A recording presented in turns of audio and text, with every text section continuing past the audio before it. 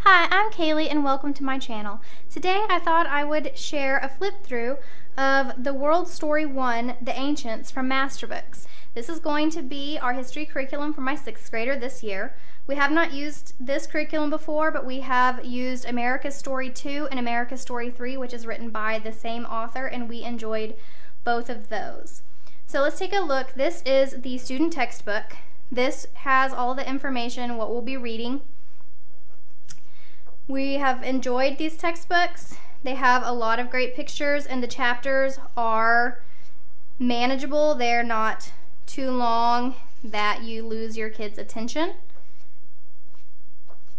These are just some samples. Every chapter has some kind of a map page, and every chapter also has a page like this that would have a lot of pictures and captions to go with each one.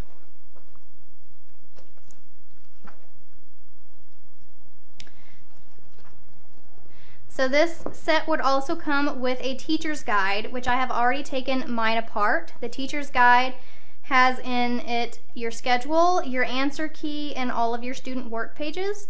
So I take mine apart and I give my students their pages each week.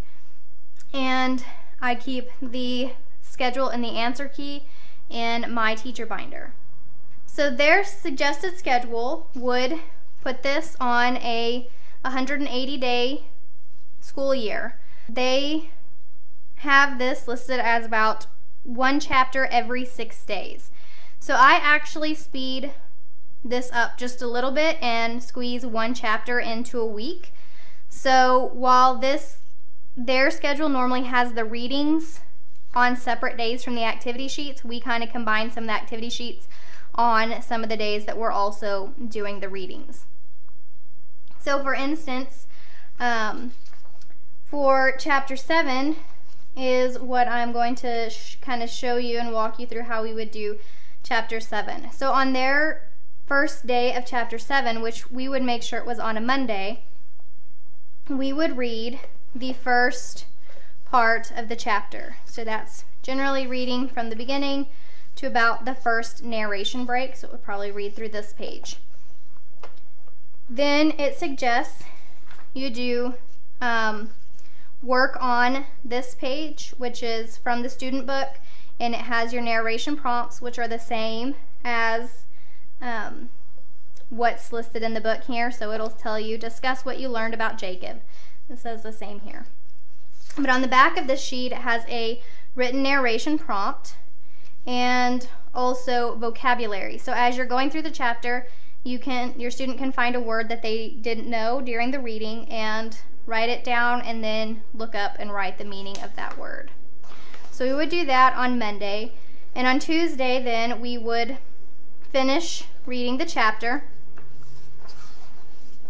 which would go through here, have a map page, and then your picture page at the end of the chapter, and that would be the end of this chapter.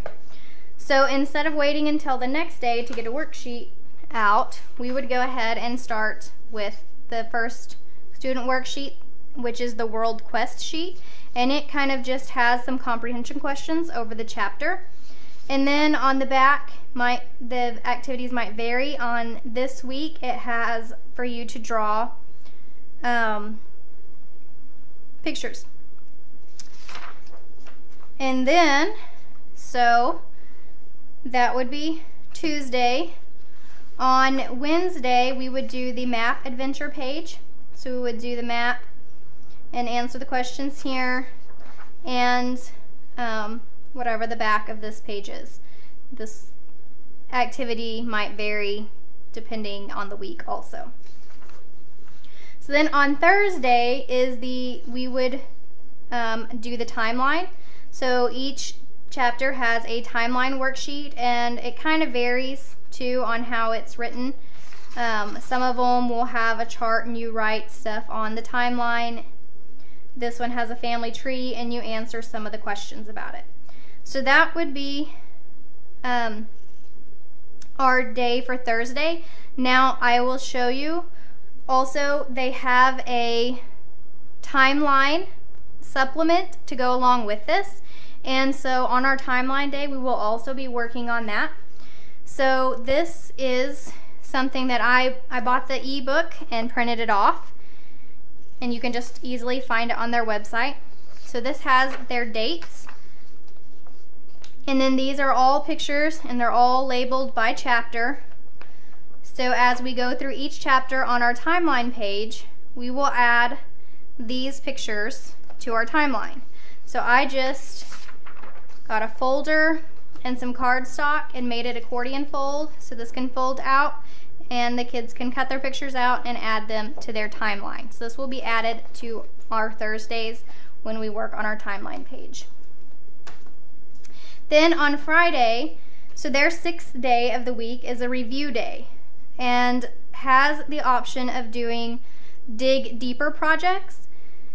So this is going to be our Friday, which we don't generally do a lot of school on Friday, so this is kind of in, this won't necessarily be every week that we go in and do this. They actually, I think they suggest maybe twice a month that you do one of these dig deeper projects, and these are to help your students start learning how to do research projects on their own.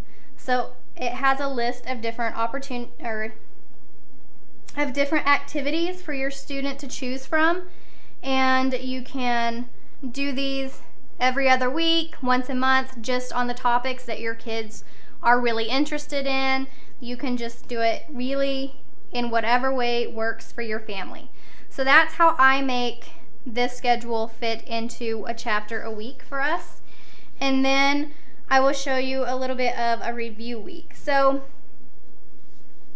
then whenever it starts having a review, instead of trying to just fit the review in between chapters, I'm going to take 1 week as the review week.